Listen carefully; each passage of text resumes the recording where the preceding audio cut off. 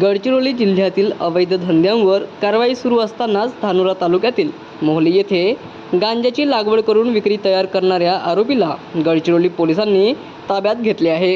या कारवाईत आरोपीच्या शेतातून तब्बल 68,12,500 रुपयांचा गांजा जप्त करण्यात आला। 14 मे 2026 रोजी स्थानिक गुन्हे शाखा आणि धानोरा पोलिसांच्या संयुक्त पथकाला मोहली येथील ईश्वर सखाराम पुंघाटे वय वर्ष 50 यांनी आपल्या शेतात अवैधरित्या गांजाची लागवड केल्याची गोपनीय माहिती मिळाली होती। त्यानुसार पोलिसांनी शेतावर छापा टाकून पंचांसमक्ष तपासणी केली असता शेतामध्ये 91 गांजाची हिरवट झाडे आढळून आली। तपासणी दरम्यान जप्त करण्यात आलेल्या गांजाचे एकूण वजन 135.25 किलो इतके असून त्याची अंदाजे किंमत 68,12,500 रुपये असल्याचे पोलिसांनी सांगितले। आरोपीने विक्रीच्या उद्देशाने गांजाची लागवड केल्याचे प्राथमिक तपासात समोर आले आहे।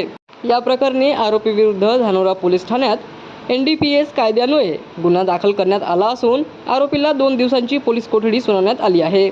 या प्रकरणाचा पुढील तपास सहाय्यक पोलीस निरीक्षक प्रशांत जंगले करीत आहेत। ही कारवाई पोलीस अधीक्षक M रमेश यांच्या मार्गदर्शनाखाली स्थानिक गुन्हे शाखा आणि धानोरा पोलिसांच्या पथकाने संयुक्तरित्या पार पाडली।